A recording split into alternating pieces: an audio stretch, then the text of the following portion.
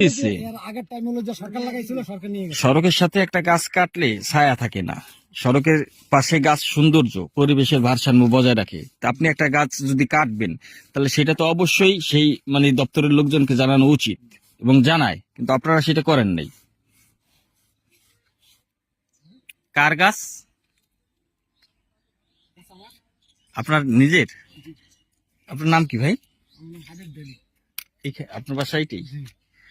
তাহলে এই সড়কের সাথে এই আপনার জায়গা নাকি কি হিসাবে আমরা লাগাইছি গাছ?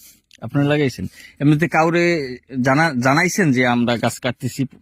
এই ধরেন প্রশাসনিক কর্মকর্তা, এলজিডি কর্মকর্তা, এদের কারোর সাথে কথা হয়েছে আপনার? বন বিভাগ? ব্যাপারী থেকে কিনে রাখছেন? কে বেচছে? নাম কি?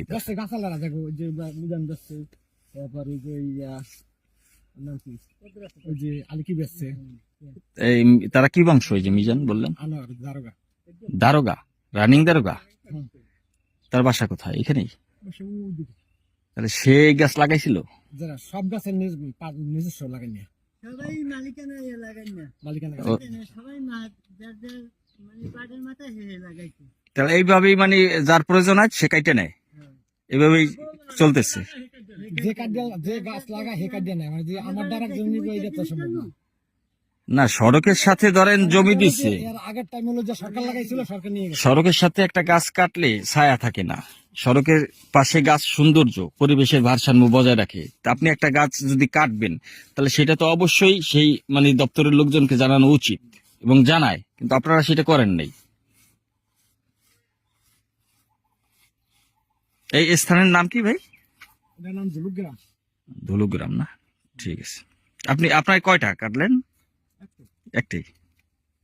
দারোগার নাম কি বললেন? উনি কি পদে আছে?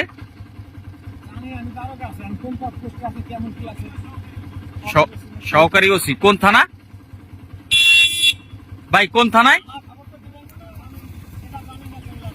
না বললেন যে ওই যে তার বাড়ি এখানে কি এই জায়গায় তার?